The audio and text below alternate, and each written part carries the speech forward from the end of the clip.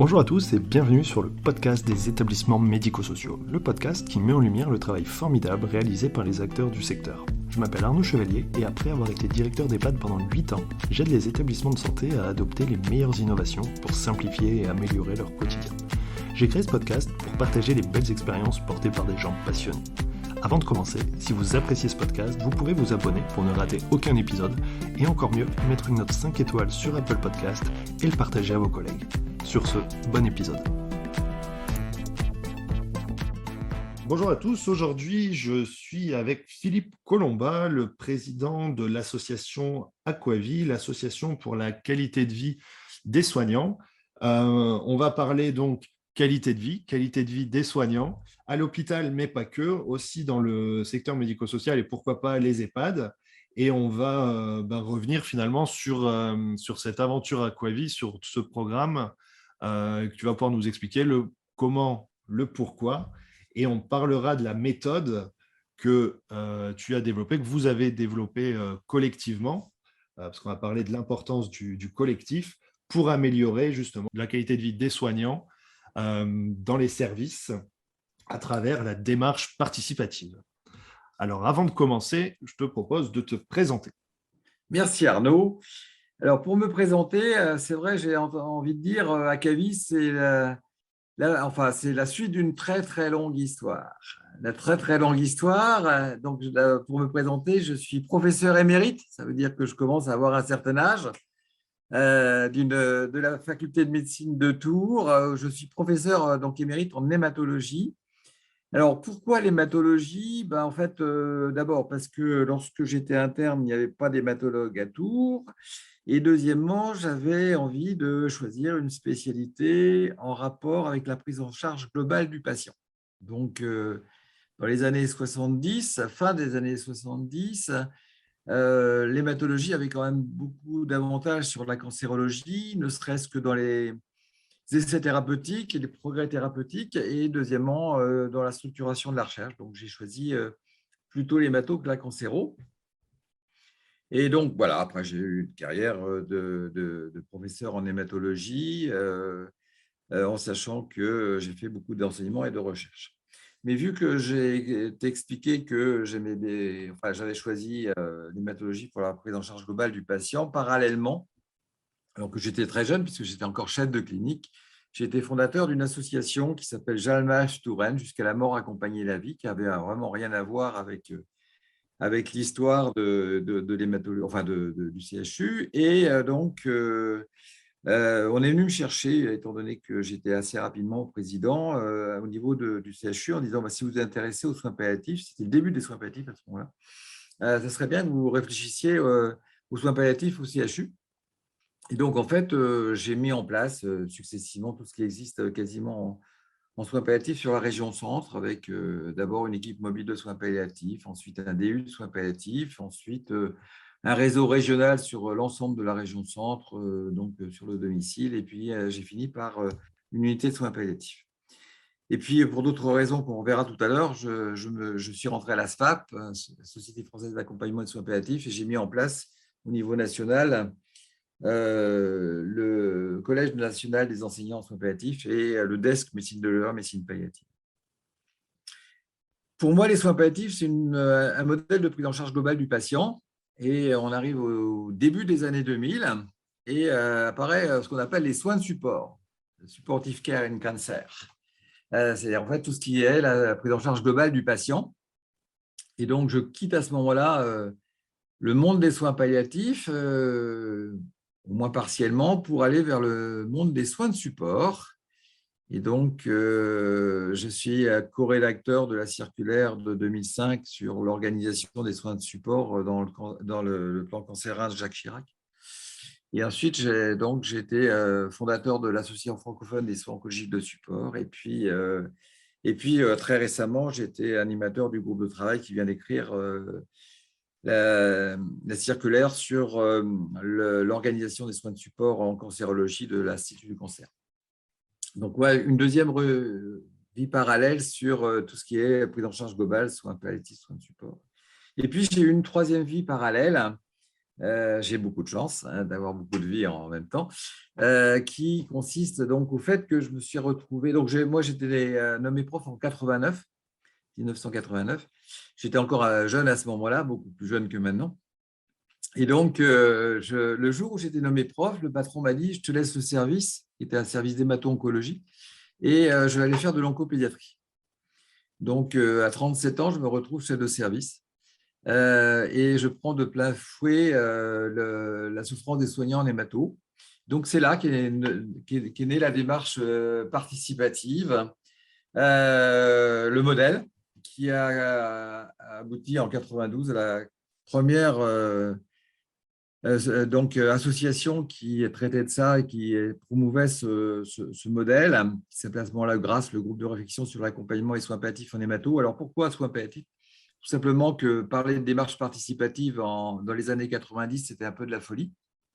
Et donc, en fait, on a pris le modèle pour la prise en charge des patients soins palliatifs. Donc, dans tous les textes officiels jusqu'à peu de temps, ça s'appelle la démarche palliative, démarche participative pour mieux prendre en charge la souffrance des soignants pour les patients en fin de vie. Et donc, on verra tout à l'heure pour améliorer la prise en charge de ces patients. Voilà, donc 92, première étape, on se structure au niveau national, on fait des formations nationales, on fait des congrès, 7 à Tours. Et puis, globalement, on se rend compte que ça a l'air de marcher sur le terrain, et on verra tout à l'heure que c'est vrai, mais que globalement, tout le monde s'en fout à peu près. Ouais, ça nous emmène dans les années 98, ça. Et donc, c'est à ce moment-là que je rentre à la SFAP, que je rencontre quelqu'un absolument exceptionnel qui s'appelle Daniel Dérouville, je le cite à chaque fois, qui était à ce moment président de la SFAP.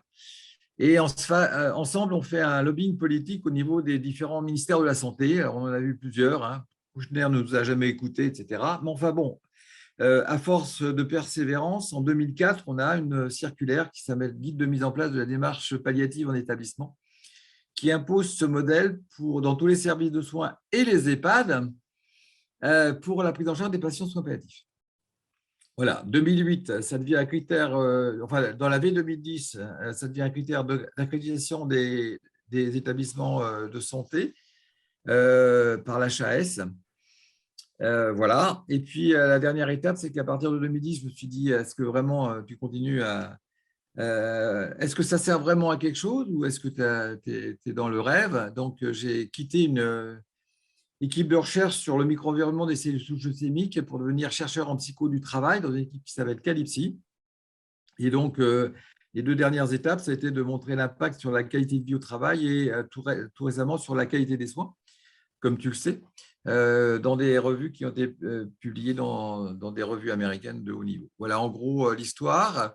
Donc, concernant les associations, c'était GRACE-FO pour hémato-onco, puis ensuite GRACE-FO, groupe de réflexion sur l'accompagnement et soins de support en hémato-onco, ensuite AFSOS, et en 2020, on crée Acavi, qui a pour objectif de promouvoir et de diffuser la démarche participative au niveau des sociétés savantes de la maladie chronique et du médico-social, pour donc cette fois-ci essayer de la diffuser au niveau cette fois-ci du terrain et en particulier des managers de ces sociétés savantes. Voilà en gros cette longue histoire. Ouais, très bien résumé, rapidement résumé. J'ai réussi à prendre quelques notes parce que tu vas vite. Est-ce que tu peux revenir sur la souffrance des soignants en hémato? Qu'est-ce que c'est? Comment et pourquoi en fait? Alors d'abord, je crois qu'en hémato, comme dans tout service de soins ou dans tous EHPAD, c'est ce que j'allais te demander, parce que il y a la souffrance des soignants, on en parle causes beaucoup. qui sont toujours les mêmes, qu'on peut dire, qui font, reprenons-nous, très, très simplement, les conflits interpersonnels, les causes managériales ou organisationnelles. Ça, ce n'est pas spécifique du tout À la santé, ouais, c'est partout. de l'hémato. Il y a quelque chose qui est spécifique. Alors, la charge de travail, voilà, deux choses qui sont spécifiques un peu à l'hémato. Premièrement, la charge de travail est lourde. Et deuxièmement, la spécialité est dure, tout simplement parce qu'en fait, premièrement, les gens qu'on prend en charge sont souvent jeunes. Deuxièmement, on les a de manière chronique, puisqu'ils viennent pour leur chimiothérapie au long cours. Troisièmement, on les rend malades avec nos chimiothérapies. Et quatrièmement, il y en a beaucoup qui meurent. Et donc, si tu veux, ces 4 facteurs liés à la spécialité fait que c'est une spécialité où on ne va pas très bien. On le sait très bien, puisque quand on fait des études sur le psycho du travail, on sait très bien que il y a certaines spécialités qui ne vont pas bien, en particulier la cancéro, en particulier toutes les spécialités où c'est très répétitif. Par exemple, l'anesthésie, les urgentistes ne vont pas bien du tout, voilà, par exemple. Et c'est vrai qu'on peut faire le lien, moi en tout cas je le fais avec les PAD parce qu'il y a cette logique de fin de vie. Alors en hémato qui est, oui, certainement plus dur du fait d'avoir des personnes plus jeunes et du coup l'image que ça renvoie. Néanmoins, oui, cette notion de charge de travail. Alors je pense que la charge de travail pour les soignants, elle est partout, mais c'est cumulé en fait. Le fait de devoir aller vite, de devoir enchaîner, de peut-être parfois manquer de temps et de voir qu'à la fin, ça finit pas bien. C'est très dur à vivre au quotidien. Après, tu dis aussi, et tu l'as cité en premier, la souffrance des soignants, c'est les conflits interpersonnels et finalement entre eux. Et moi, c'est un Absolument, tout à sujet que je fait. Et trouve donc, on va très revenir intéressant. sur le management. C'est le rôle du manager pour essayer de régler ces conflits interpersonnels. On peut aussi évoquer la difficulté de gérer des personnalités pathologiques. Et puis, tout ce qui tourne autour du management et de l'organisation du travail. Pour en revenir sur ce que tu dis, je crois qu'il y a aussi une difficulté dans les EHPAD qui sont le fait que la démence. La démence, on sait très bien que c'est une cause de souffrance des soignants. Le fait de ne pas pouvoir communiquer avec les patients âgés, on sait que c'est très bien, enfin, c'est très connu aussi comme cause de souffrance des soignants. Donc, ça, c'est une cause que nous, on n'a pas, mais qui est très, très présente dans les EHPAD. Ouais. De difficultés au quotidien et d'accompagnement Ouais, qui va prendre du coup beaucoup plus de temps parce que la personne, il faut absolument. lui faire comprendre. Ouais. Juste en peut-être quelques mots, c'est une petite parenthèse, mais tu as dit démarche participative. Au départ, vous l'avez appelée démarche palliative. Mm. Tout le monde s'en foutait, mais en gros, dans les années 90, c'était pas possible. Est-ce que tu peux. Pourquoi? Parce qu'à ce moment-là, on parlait très, très peu de management et d'organisation. Et c'était vraiment absolument pas une préoccupation des directeurs et des médecins. C'est quelque chose qui n'était pas du tout présent. Et donc, on s'est dit on est resté sur le terrain en proposant une organisation qui permette de mieux prendre en charge les patients en fin de vie, en sachant qu'on meurt partout et que donc cette organisation devenait obligatoire dans tous les services et dans tous les EHPAD. Ok, très bien. Et par contre, cette circulaire de 2004, qui du coup concernerait aussi les EHPAD, Oui, moi, j'en ai jamais et le entendu parler. domicile d'ailleurs. Le domicile. D'accord. Mais j'en ai jamais entendu parler. Je sais bien, mais comme tout, tu sais, j'ai fait cette conférence, enfin, ou évoqué ça devant des conférences de directeurs de CHU, de CHG. Je peux dire, tu parles enfin, personne ne connaît. Quand tu parles de la démarche participative et de la démarche palliative, personne ne connaît. Alors que c'est une mesure d'accréditation des établissements depuis, enfin, des établissements sanitaires Ouais. depuis l'année 2010. Et c'est une des 5 mesures prioritaires. Il n'y en avait pas beaucoup, il n'y en avait que 5. Et ben, n'empêche que personne ne la connaît. Tu parles ça à un directeur, tu parles, il tombe des nues. Hein. Ouais. Bah, après, on n'est pas, c'est vrai qu'il n'y a pas la certification, en tout cas pas encore. Et après, c'est vrai que juste le terme palliatif, du coup, amène sur quelque chose de très médical. Et Oui. du coup, avec en fait très peu de médical en EHPAD finalement. Enfin, tu vois, officiellement, puisqu'il y a Oui, le oui, médecin sachant que coordonnateur. la démarche palliative, c'est vraiment notre modèle qui est de dire on va proposer un projet de prise en charge personnalisée pour la fin de vie. Et le projet de prise en charge personnalisée pour la fin de vie, je veux dire, ça part plutôt par les aides-soignantes et les infirmières que par le médical. Oui, après la mise en place, l'application. Et par contre, quand tu le reformules en démarche individualisée, personnalisée d'accompagnement, là, par Mm. contre, c'est clairement le cœur de métier. Mais c'est vrai Exactement, qu'on tout passe à un fait. peu à côté de tout ça. Enfin, on Alors, passe, je si pense tu qu'on le veux, fait, mais tu vois, c'est intéressant puisque on en gère dans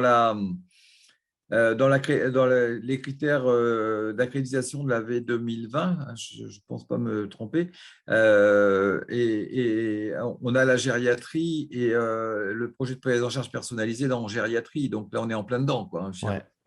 L'idée, et je crois que pour les EHPAD, ce projet de prise en charge personnalisée existe aussi. Donc, Il existe, il est obligatoire, mais on va lui donner une connotation plus sociale, en fait, et oui. d'accompagnement, et moins médicale, et en tout cas, Non, pas mais médicale dans le sens palliatif. Tu vois. notre approche, elle est pas du tout médicale.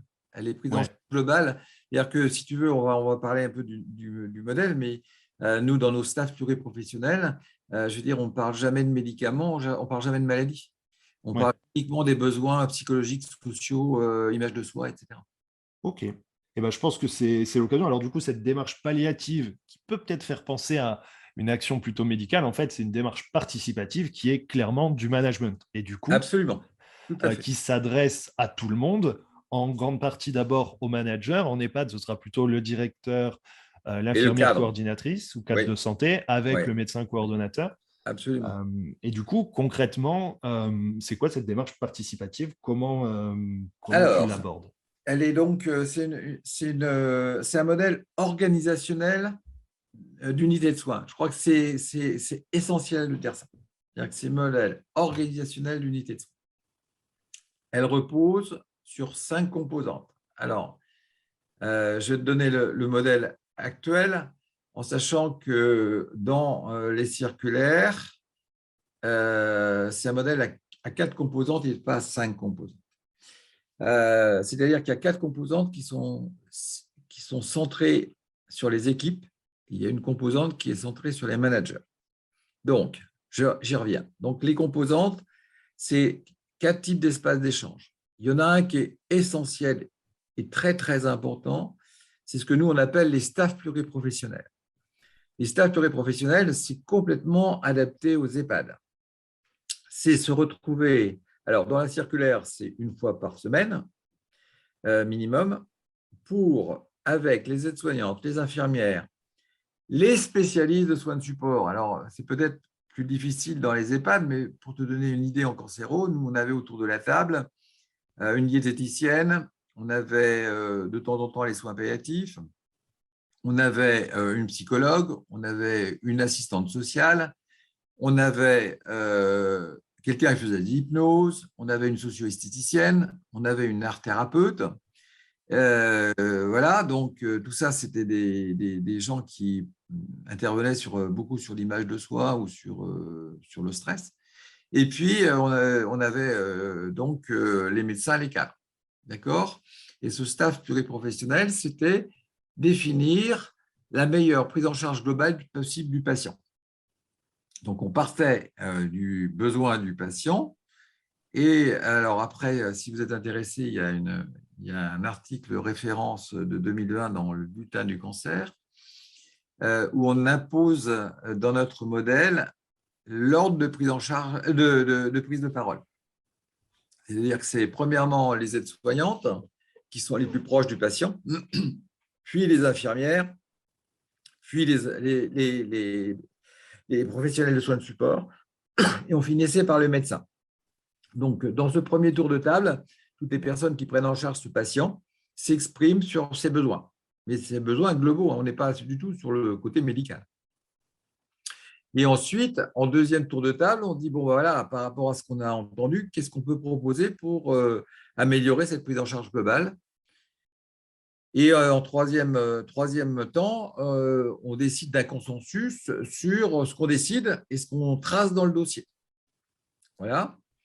Et après, on essaie de le mettre en place et on réévalue au staff suivant. Voilà en gros ce que c'est qu'un staff pluriprofessionnel. Vous voyez que c'est complètement adapté à la prise en charge globale du patient âgé.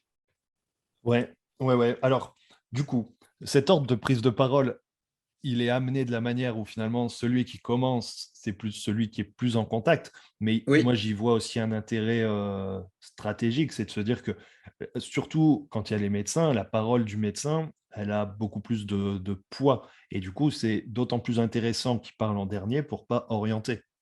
absolument. C'est exactement Petite astuce. c'est pour ça qu'on a pris cette. Même si on ne le dit pas, il faut le faire comme ça. C'est logique. Absolument. Oui, non, mais je pense que c'est obligatoire pour que ce soit un vrai staff, il faut faire comme ça. En fait, c'est la hiérarchie en fait qui doit laisser, qui doit passer en dernier finalement pour pas biaiser, pas influencer. Ouais. Moi, j'ai une question parce qu'en EHPAD, c'est vrai qu'on va avoir ça. Alors, c'est compliqué, hein. Et il y a d'ailleurs un sujet intéressant, c'est que Alors après, peut-être qu'on n'appelle pas ça les staffs, peut-être qu'il y a d'autres moments qui Oui, doivent être dédiés aux soignants, mais souvent, tu vois, socio-esthéticienne, même directeur, animateur, c'est en fait des profils des gens qui ne sont pas soignants. En général, ils vont avoir une tendance à être exclus par le médecin. Alors après, tu vois, est-ce que du coup… Arnaud, tu as raison, mais je vais rebondir sur tout. Je ne suis pas sûr qu'il soit forcément obligatoire d'avoir un médecin en EHPAD dans ces réunions. C'est un autre sujet. C'est un autre sujet. Ah, Non, mais vraiment, je crois que c'est un problème important parce que, je veux dire, si tu as une cadre ou une infirmière coordinatrice qui est une bonne animatrice, je ne suis pas persuadé, si tu veux, qu'il y a une composante médicale obligatoire. bah, c'est quand même… Enfin, ça dépend en fait. Ça dépend de quel sujet on parle, mais c'est vrai que de temps en temps, notamment par exemple, si on parle de démence et de troubles cognitifs, c'est Oui, intéressant que le médecin soit là, à la fois absolument. surtout pour entendre en fait et Oui, avoir oui, oui, oui. le tenant, les aboutissants, mais Ouais. en réalité, derrière, il va y avoir une ajustation, Ouais, justement. un réajustement, quelque chose de thérapeutique en fait. Ça va se jouer le plus souvent, malheureusement, et c'est à éviter, mais avec les médicaments. Et que ce Oui, soit le oui, médecin oui, oui, c'est coordonnateur qui va vrai pouvoir aussi, faire le oui, lien bien avec sûr. le médecin traitant, Oui, bah, tu oui. vois, ou alors si on est sur des questions plutôt liées aux soins à la fin de vie, en fait, et c'était ma deuxième question, parce que quand tu dis deuxième ordre, on fait le tour, chacun exprime ce qu'il voit, on se dit qu'est-ce qu'on peut faire, mais la difficulté souvent en EHPAD, c'est de se dire on a des idées, mais en vrai, en réalité, est-ce qu'on peut le faire? Tu vois, c'est con, hein, mais de se dire il faut qu'elle sorte, il faut qu'elle bouge, il faut qu'elle se promène. Bah ok, mais qui est-ce qui l'accompagne? Est-ce qu'on peut concrètement le Ouais. faire? Après, au niveau des soins, c'est pareil, en fait, se dire, bah, ça, ce serait bien, mais en fait, est-ce que c'est faisable? Et ça, souvent, je trouve qu'il y a aussi, sur la qualité de vie au travail, quelque chose de terrible, c'est que bah, il y a une situation d'échec. Ouais. Et l'échec, alors après, je reviendrai peut-être sur le modèle, mais l'échec est quand même lié dans bon nombre de cas, en particulier dans les EHPAD, à la charge de travail. Et Ouais, je pense que ça, c'est vraiment un problème. Et là, oui, je ne vous ai pas dit, mais la fin de mon histoire, c'est que j'ai passé 3 ans et demi au ministère de la Santé comme président de l'Observatoire national de la qualité de vie au travail. Et nous, on est avec les élections présidentielles, on a fait donc un document de proposition et on a insisté beaucoup sur les quotas ouais. et sur les EHPAD, sur les quotas en fonction des GIR. Donc, je pense qu'il faut absolument qu'on arrive à ça. Alors, je ne sais pas si, avec les élections d'hier soir, ça va changer grand-chose. Mais enfin, c'est sûr qu'on va faire un lobbying très fort pour arriver à ça. Parce que, je veux dire, si on n'a pas de temps d'espace d'échange, si on n'a pas de temps pour mettre en place les projets de prise en charge personnalisés, on va vers l'échec, on va vers la souffrance. Donc, voilà. Ouais, clairement. Et moi, il y a un sujet, c'est quelque chose qui m'a marqué sur une conférence à laquelle j'avais participé, mais de dire qu'en EHPAD, alors dans la santé au sens large, que ce soit à l'hôpital, mais à l'EHPAD, c'est qu'en fait, depuis 20 ans, un peu plus avec les 35 heures, en fait, ben, le fait d'avoir réduit le temps de travail, en fait, c'est ces fameux temps d'échange qui ont sauté, en fait, Absolument. et Tu as complètement qu'aujourd'hui, on raison, le Arnaud. paye cher, en fait, à la fois Bien sur sûr. la qualité de vie au travail, l'attractivité des métiers, voire même la qualité d'accompagnement. Bien sûr. Alors, on est complètement d'accord. Bon, alors pour en revenir, donc on a le premier espace d'échange, c'est enfin, ce que nous on appelle les staffs pluriprofessionnels, mais on peut appeler ça. Et les EHPAD, c'est complètement. Alors, c'est pas, pour moi, c'est pas du tout centré sur la famille. C'est tout pensionnaire d'EHPAD qui pose, je sais pas, problème de prise en charge rentre dans ce cadre. Et d'ailleurs, dans la mission La Fourcade, je veux dire, on est un peu dans ça aussi. Ok. Donc ça posera un autre problème à la fin que j'aborderai, qui est le problème de la formation des managers. La deuxième espace d'échange que nous, on préconise, mais qui est moins important et qui est peut-être plus difficile à mettre en place dans les EHPAD, c'est les formations internes aux équipes.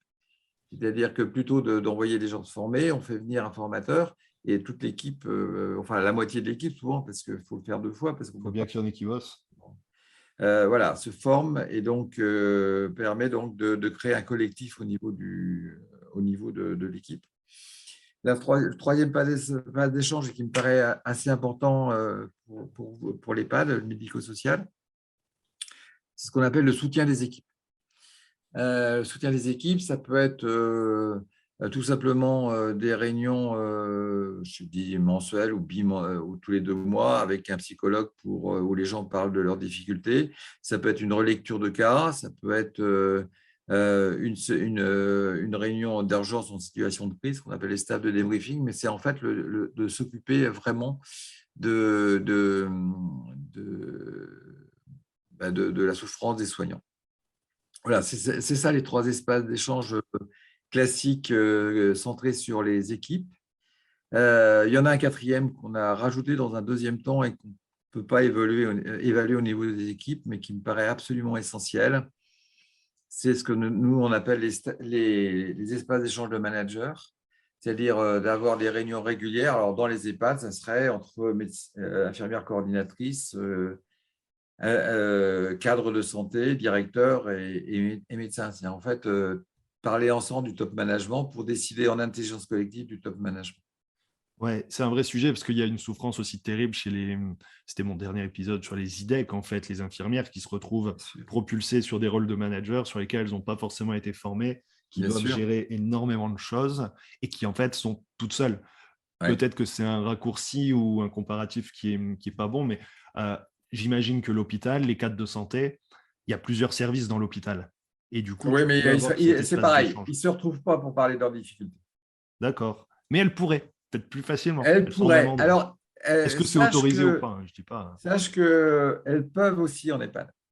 Oui, quand on veut, on peut. Non, mais oui, je suis d'accord. C'est-à-dire que, oui, alors je ne sais plus, j'ai un trou sur la ville, mais en fait, si tu veux, en fait, il y a un collectif d'EHPAD. Ouais. Plusieurs EHPAD et en fait, il y a des espaces d'échange de cadres et d'infirmières coordinatrices entre les EHPAD. Et qu'en fait, on se retrouve de temps en temps pour parler de leur quotidien, de leurs difficultés. C'est vrai, même si géographiquement, elles ne sont pas au même endroit, même juste les groupes, les associations, en fait, qui font partie de la même entité. C'est vrai qu'il y a aussi cette option.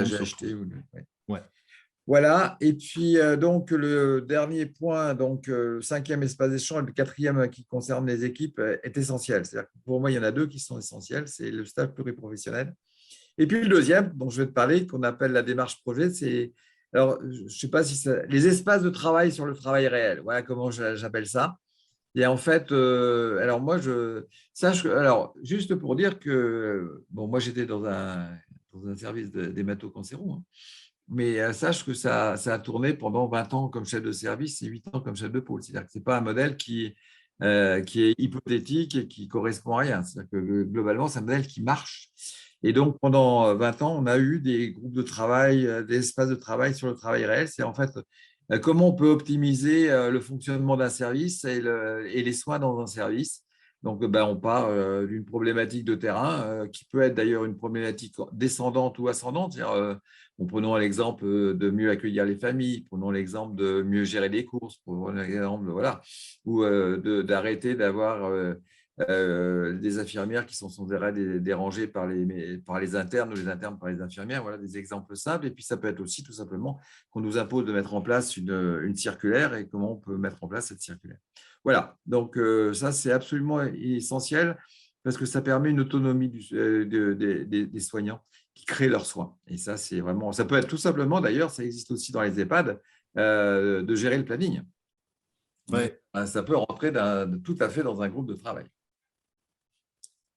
Voilà, donc le modèle, c'est un modèle d'organisation à 5 composantes qu'on vient de voir, hein, qui sont donc les staffs pluriprofessionnels, le soutien aux équipes, la formation interne aux équipes, les espaces d'échange de managers et les espaces de travail sur le travail réel. Alors, tout ça, ça passe par effectivement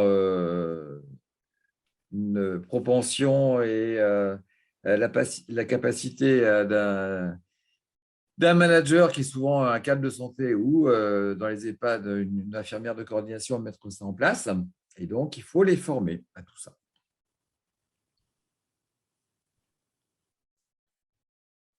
Parce que pour que ça marche, il faut un management participatif. Alors, management participatif, ça ne veut pas dire qu'il faut faire que du participatif. Pour moi, un manager fait du manager situationnel. C'est-à-dire qu'en fonction de la situation, on choisit entre le directif l'informatif, le participatif ou le délégatif. Mais sur le soin, il faut quand même être essentiellement dans le participatif et faire confiance à ses équipes. Alors, Et puis, deuxième chose, ça passe par la qualité du manager, donc son leadership, et en particulier un leadership donc qui fait confiance aux autres et qui délègue et qui… alors moi, ce que j'aime beaucoup dans toute cette démarche en fait, et cette logique, tu vois, c'est quoi? On essaie de se dire que quand tu dis management situationnel, leadership, en gros, alors pas forcément une IDEC, je ne sais pas, une cadre de santé, mais un directeur, en gros, c'est ce qu'il va apprendre à l'école. Les quatre Qu'il types de n'apprend pas, management, qu'il n'apprend pas à l'heure bah, actuelle. en fait, c'est théorique, tu vois, parce que tu dis, bah, ok, on peut être directif, persuasif et tout ça, et puis finalement, il faut être un peu des deux. Mais ok, Les quatre. les quatre, ouais. Mais comment? Et qu'est-ce que ça veut dire concrètement? Et là, du coup, moi, ce que Exactement. j'aime bien avec la démarche participative, c'est de se dire, bah voilà, concrètement, tu mets en place un staff, tout le monde doit venir, tout le monde doit s'exprimer, on doit aller sur le consensus. C'est quoi le consensus? Derrière, comment on met en place? Comment on va avoir un suivi? Et là, du coup, on est dans ce management situationnel parce que du coup, l'objectif, c'est le résultat, ce résultat de prise en charge globale. Et après, le leadership, c'est quoi? Moi, j'en suis. Enfin, mon point de vue. Le leadership, c'est la confiance qu'on donne aux gens. Tu l'as dit. Exactement, tout à fait. Et c'est ça qui va entraîner la motivation, l'envie, l'implication, et qui fait que on se retrouve autour de cette table dans ce staff pluridisciplinaire pour vraiment avancer et avoir le même fil conducteur, en fait. Absolument. On est absolument d'accord sur tout là. Comment, à travers cette démarche, on peut rendre les choses encore plus concrètes et pratiques pour donner les outils aux soignants qui veut s'impliquer là-dedans, au manager qui veut être sur quelque chose de plus participatif? Bah, écoute, je pense que… Alors, je vais te dire, nous, on dit, premièrement, il faut des quotas pour diminuer la charge de travail. Deuxièmement, il faut mettre en place ce type de management et ça passe par la formation des managers. Alors, on peut revenir sur la formation des managers parce qu'on s'est quand même beaucoup penché sur ça au niveau de l'observatoire. Quand on interroge les élèves de l'EHESP, ils disent on a des formations sur le management, mais c'est dispatché tout au long de notre formation et c'est très théorique. Bah ouais. Voilà. Quand on en parle au niveau du CEFIEX, c'est-à-dire en fait la Confédération des écoles de cadres de santé, ils disent ah ben, en fait notre programme de formation date de plus de 25 ans et c'est très divers d'une école de cadre à l'autre. À Tours, où j'interviens depuis des années, j'interviens en fin de cadre de ce cursus. Il dit ah ben, c'est la première fois qu'on nous fait quelque chose de pratique. Ouais. Bon, voilà, on peut se poser quand même quelques problèmes. Et pour les médecins, c'est 0 heure, 0 minute, 0 seconde. Donc là, on est tranquille, on peut faire qu'améliorer les choses parce qu'ils n'ont aucune heure de formation sur le management. Voilà, donc je pense qu'il y a énormément de progrès à faire sur ça et qu'il faut reprendre ça absolument. Et c'est vraiment une priorité majeure, c'est qu'il faut aller sur la formation initiale et continue des managers de la santé. Clairement. Après, tu vois, c'est clair que le management, c'est théorique. Alors, moi, je me suis aussi toujours dit à un moment, mais finalement, j'en reviens un peu parce que, en fait, faut pas être si tranché. Mais finalement, le management, ça s'apprend pas à l'école, ça s'apprend sur le terrain. Mais tu vois, terrain de Absolument, stage, donc ça s'apprend à absolument. l'école. Et en Mm. fait, à l'école, la théorie, ça te donne des pistes, ça te donne quelques notions et voilà, que tu vas pouvoir appliquer. On va aussi surtout s'inspirer de ce qu'on voit. Donc attention, les mauvais stages et prendre des mauvaises habitudes. Absolument. Et après, on va pouvoir débriefer en cours sur la théorie et pouvoir Ouais. confronter ce qu'on a vu. Euh, mais c'est Et vrai que donc, c'est très important ce que tu dis, c'est-à-dire que pour nous, si tu veux, pour les managers, il y a à la fois la formation, alors je dis initiale ou continue comme on veut, hein, et puis il y a l'accompagnement à la prise de fonction.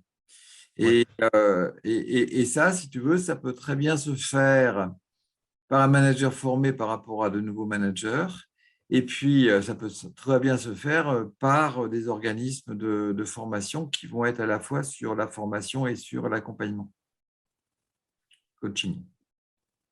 Alors, le coaching, c'est un vrai sujet pour lequel il y a tellement de retard dans la santé. Alors Bien que sûr. la santé, c'est important. Absolument. Mais bon, après, je vais pas être très pessimiste, mais il se passe actuellement dans le domaine de la santé des choses qu'on n'a encore jamais vues depuis que moi je suis médecin, c'est-à-dire depuis 75. Hein, donc, la situation est catastrophique et si on n'en prend pas conscience très très vite pour imposer des choses qui sont, comme je dis, le quota et la formation, on va à la catastrophe. Ouais.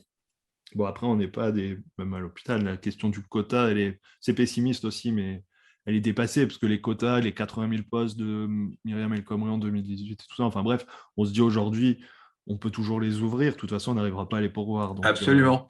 Et pour les pourvoir, il faut qu'on redonne envie de venir à l'hôpital et ça va passer par la qualité de vie au travail. Il n'y a pas d'autre solution. On sait très bien que, si tu veux, et ça, je reprends ma casquette de chercheur, on sait très bien que la motivation extrinsèque liée à la rémunération ne compte quasiment pas par rapport à la motivation intrinsèque qui est liée au plaisir au travail. On sait, c'est démontré dans toutes les études. Hein. ouais. Et on sait aussi très bien que la qualité du travail, c'est la qualité du management du N+1. Tout ça, c'est démontré. On sait très bien que plus il y a de décès dans un service et plus les gens vont pas bien. On sait très bien que moins il y a de transmission et moins les gens vont bien. Tout ça, tout est démontré. On sait très bien que plus le service est grand et plus les gens sont stressés. Tout est démontré et on fait l'inverse. Donc, c'est très bien. Donc, si les politiques et les directeurs ne prennent pas conscience de ce qui est de la réalité, je ne sais pas où on va, quoi. On va voir. On enregistre le 25 avril. Donc, c'était le deuxième tour hier. On ne sait pas Voilà. comment sera constitué le prochain gouvernement. On peut encore espérer. Malgré De toute façon, il faut faire pas le choix. tout ou après, on ne rattrapera pas le coup. Oui. C'est ça. Alors, peut-être pour conclure, donc, l'association… Oui, parce je crois qu'on est nettement au-dessus du temps imparti, hein, chef. Oui, mais c'est toujours comme ça, c'est pas grave. D'accord. Donc l'asso Aquavit propose des formations, l'accompagnement. Oui. Comment ça se passe? Qui on contacte et qu'est-ce Alors, qu'on peut on en attendre? contacte deux choses. Donc, Un première, site web? allez sur notre site. Vous pouvez nous contacter directement, hein, donc akavi avec un s.com. Voilà. Et puis deuxièmement, on a donc plusieurs organismes de formation en partenariat. Donc nous, on n'est pas du tout sectaire et donc on est prêt à travailler avec beaucoup de partenaires. Bon, notre partenaire privilégié, c'est le CNEH. Donc après qu'on est contacté, on peut tout à fait monter une formation avec le CNEH ou avec d'autres organismes de formation. Vous avez accompagné combien d'établissements jusqu'à maintenant? Je dirais une vingtaine. D'accord. Depuis 2020 avec le format… Non, avant, on a commencé avec la sauce, etc. D'accord. OK. Très bien. Et ben, je mettrai les notes, le site dans les notes et puis à suivre, voir ce qui se passe, voir aussi au niveau de l'observatoire ce que ça va pouvoir donner. C'est vrai que politiquement, il y a plein de sujets en ce moment. Voilà, exactement. Est-ce qu'on va être écouté? Est-ce qu'ils vont arrêter d'être sourds? Ce serait une bonne chose. À suivre. Eh ben, merci et à bientôt. Merci beaucoup Arnaud de cet échange. Au plaisir. Merci d'avoir écouté l'épisode jusqu'au bout. J'espère que le sujet vous a plu et qu'il vous inspirera. Pour m'aider à faire connaître le podcast, abonnez-vous sur votre plateforme d'écoute préférée ou notez-le et partagez-le sur vos réseaux sociaux. N'hésitez pas à me contacter sur LinkedIn pour toute remarque ou proposition de sujet. Bonne journée et à bientôt sur le podcast des établissements médico-sociaux.